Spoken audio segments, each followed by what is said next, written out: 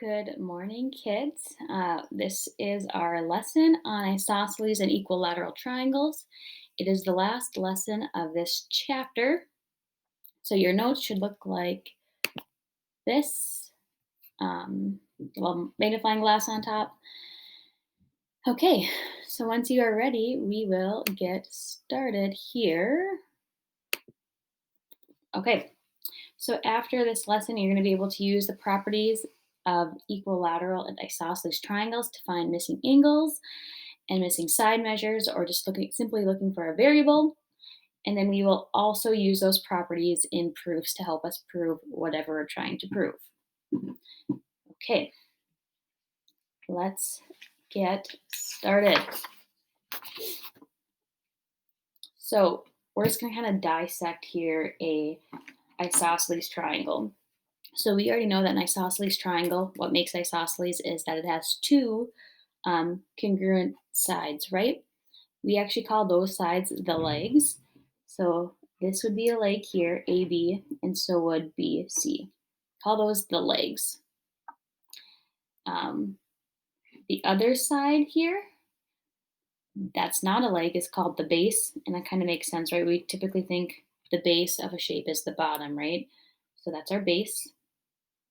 And now from that, our base angles are the angles that are attached to the base. So like angle 2 or angle A is a base angle. And so is angle C or angle 3 there, that's a base angle. And now the angle opposite your base, or the one that's formed by the two legs that come together, this is called the vertex angle. So maybe some new information there, maybe not. But anywho, in a nutshell, that's the anatomy of a isosceles triangle. From this, we know a few different things. So if two sides of a triangle are congruent, then the two angles opposite those sides are congruent. So do you guys see how we have tick marks here? AB is congruent to BC, because that's what makes an isosceles triangle, right? Well, now those base angles are now congruent because they're from opposite sides that are congruent. So that makes sense, right? Like I have two angles and they're across from two sides that are the same, it makes sense that those angle measures would also have to be the same. So we can write here, if AB is congruent to BC, then angle 2 is congruent to angle 3. So I guess another thing that we automatically know is our base angles are congruent. So we could put that in there. And then we know the opposite of that. If we have two base angles that are congruent, we would know then our legs are congruent. So if we know angle 2 is congruent to angle 3, then AB is congruent to BC.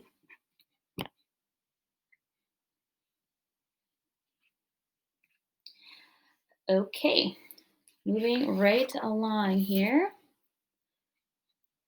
It says name two unmarked congruent angles. So I guess let's look here, folks. We have two triangles, right?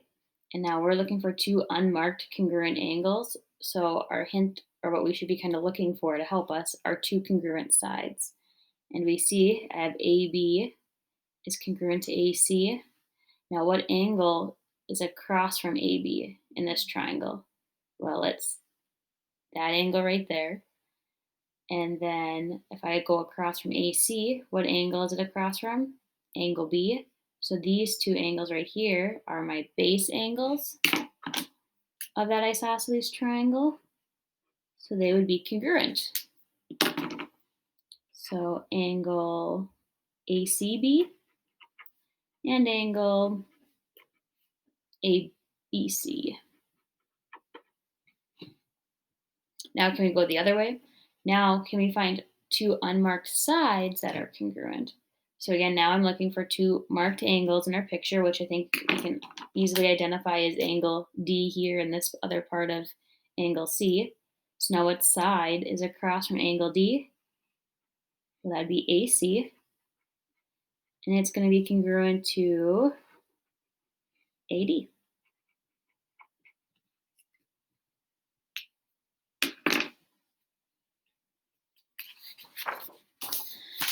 Okay, a fun little proof here. It says, given angle 1 is congruent to angle 4, prove that DE is congruent to FE. Okay, so that's our goal. So I want to show that these two segments are the same. So let's start here with our statements and our reasons. Okay, so we are told angle 1 is congruent to angle 4. Angle 1 is congruent to angle 4. And that was just given to us, our free info. So now if we just kind of look, if we're trying to kind of, think ahead, we would want to show that angle 1 is congruent to angle 2, because then that would make our sides of that triangle equal because they're across from equal angles, right? We just talked about that. So what's a way we got to think of to show that angle 1 is the same as angle 2? Well, if we look here, I know some things happening over here, right? Like I know angle 4 is the same as angle 2, right? Because those are our favorite vertical angles. Oh, that's not given. That's silly. They're vertical angles.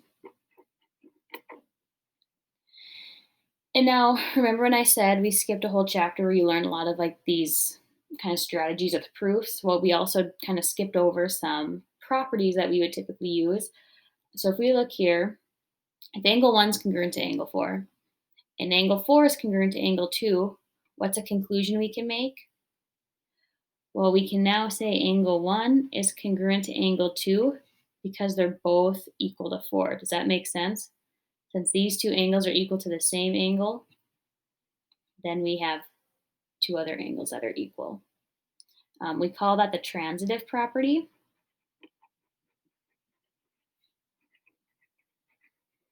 It's kind of like we cut out the middleman. It's like we're cutting out angle 4, but then we can smush the two end pieces together. So if angle 1 is congruent to angle 4 is congruent to angle 2, then we can make the jump that angle 1 is congruent to angle 2 by the transitive property. And now look, folks, we have two angles that are the same, then the sides across for them have to be equal, so we're done. So we can say DE is congruent to FE because they're across from congruent angles. You could also say base angles congruent.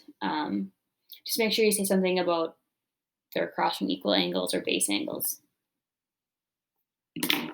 All right, let's go on to the next one.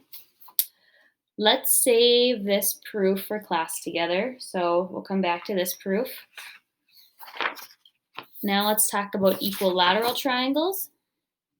There's not really a lot to talk about. I think we all kind of know. Remember, equilateral, this first part means equal, lateral means sides. So all of our sides are equal. That's what an equilateral triangle is. So if we fill in here, it says a triangle is equilateral if and only if it is equiangular. Well, duh. Equiangular means equal angles. And that makes sense, right? Since we just learned if all my sides are the same, then all these angles across from those equal sides would also have to be equal.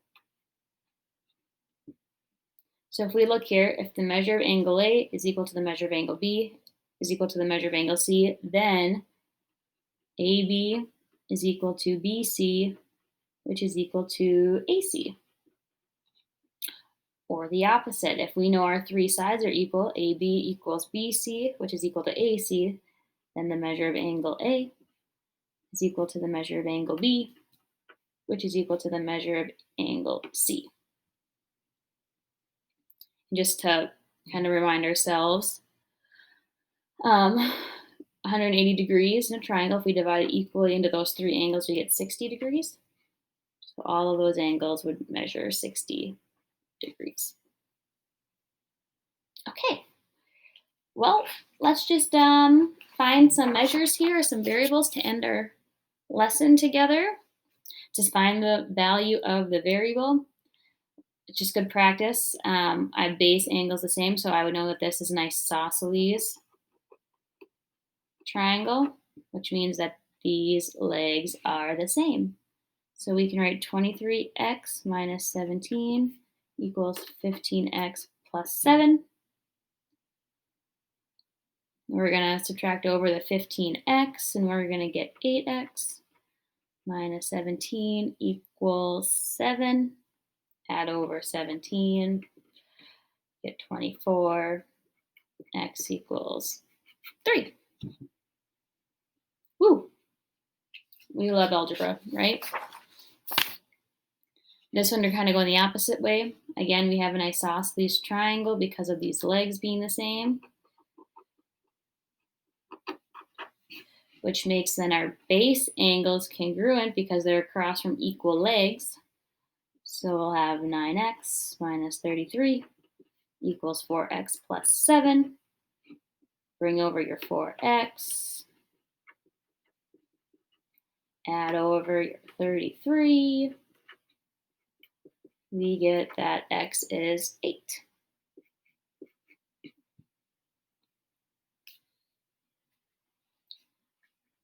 Okay, kids, last one for this video lesson here. It says find the value of x and y given the equilateral triangle. So again, equilateral, they're all the same. Okay, so should we just start with x just because of the alphabet, I guess? Let's go in alphabetical order. So where's x here? Oh, it's pointing to an angle measure, and we know that our angles equal 60 degrees. So add over my 3, divide by 7, and we get 9 for x. And now for y, it's just kind of our choice. What two sides do we want to use? It doesn't matter. Should we just use PQ and QR? Since it's equilateral, we know that they're going to be the same.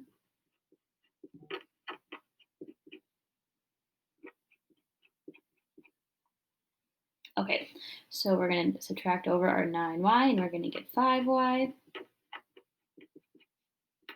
Add over 59, and we're going to get 60. Divide by 5, and we find that y is 12. That's it, kids. Again, as always, thanks for tuning in and watching our video. We will see you in class tomorrow or the next day or whenever you are in school next. Have a good one.